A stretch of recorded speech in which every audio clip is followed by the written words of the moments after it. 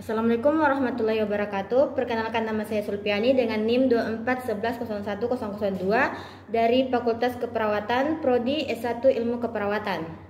Saya akan mempresentasikan tentang etika, moral, dan akhlak. Apa itu etika, moral, dan akhlak? Etika berasal dari bahasa Yunani yaitu ethos yang berarti kebiasaan atau watak. Etika adalah cabang filsafat yang mempelajari apa yang dianggap baik atau buruk, serta bagaimana manusia seharusnya bertindak.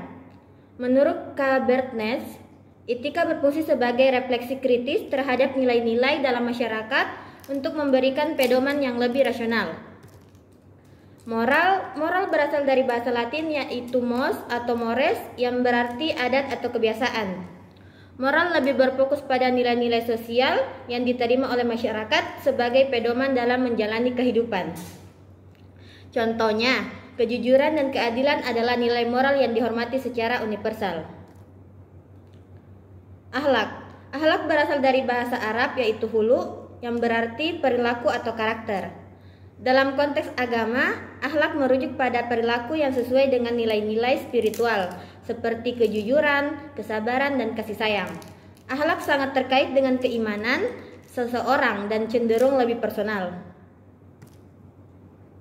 Hubungan antara etika, moral, dan akhlak. Etika memberikan kerangka berpikir untuk membedakan apa yang benar dan salah berdasarkan logika dan analisis. Moral adalah aplikasi dari kerangka etika dalam kehidupan sehari-hari yang dipandu oleh normal sosial. Akhlak menginternalisasi nilai-nilai tersebut melalui keyakinan spiritual yang mendalam. Contohnya, seseorang yang memiliki prinsip etika untuk tidak menyebarkan informasi palsu atau hoaks akan memiliki moral untuk menghindari tindakan tersebut. Jika ia juga berpegang pada akhlak yang baik, ia akan memastikan semua tindakannya berlandaskan kejujuran. Pentingnya etika, moral, dan akhlak. Yang pertama, bagi individu, membentuk pribadi yang jujur, bertanggung jawab, dan dapat dipercaya. Membantu individu menghadapi dilema moral dengan bijak. Bagi masyarakat, menjaga keharmonisan sosial dan mencegah konflik yang disebabkan oleh perbedaan nilai atau norma. Menciptakan lingkungan yang saling mendukung dan toleran. Yang ketiga, bagi negara, nilai-nilai etika, moral, dan akhlak menjadi dasar dalam menciptakan pemerintahan yang bersih, transparan, dan berintegritas. Peran etika, moral, dan akhlak dalam berbagai aspek kehidupan.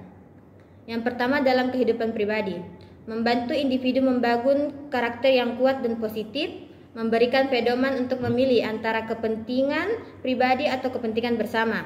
Yang kedua, dalam kehidupan sosial, mendorong toleransi, kerjasama, dan penghormatan terhadap perbedaan budaya atau pandangan, membantu membangun masyarakat yang harmonis.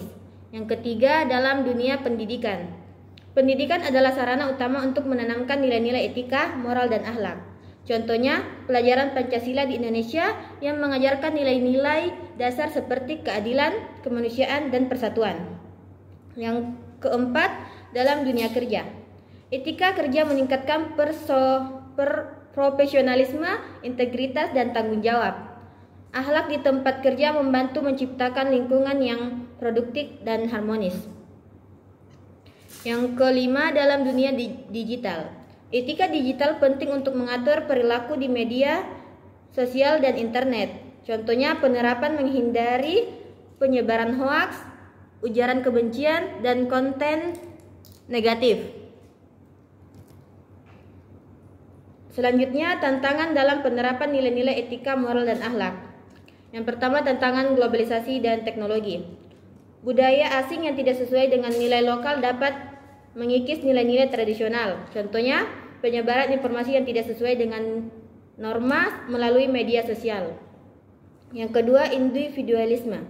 Gaya hidup yang terlalu berfokus pada kepentingan pribadi dapat mengabaikan kepentingan bersama. Yang ketiga, kurangnya pendidikan karakter. Sistem pendidikan yang lebih menekankan pada prestasi akademik dibandingkan pembentukan karakter. Selanjutnya, solusi untuk mengatasi tantangan. Yang pertama, penguatan pendidikan karakter. Mengintegrasikan nilai-nilai etika, moral, dan akhlak ke dalam kurikulum pendidikan formal. Yang kedua, peran keluarga. Orang tua sebagai teladan utama dalam membentuk karakter anak sejak dini. Yang ketiga, keteladanan pemimpin. Pemimpin di berbagai sektor harus menunjukkan integritas, tanggung jawab, dan akhlak yang baik. Yang keempat, pemanfaatan teknologi secara pasif. Menggunakan media sosial untuk menyebarkan pesan-pesan positif yang membangun kesadaran masyarakat. Kesimpulan, etika, moral, dan akhlak adalah landasan penting dalam membentuk individu yang berkarakter, masyarakat yang harmonis, dan negara yang berintegritas.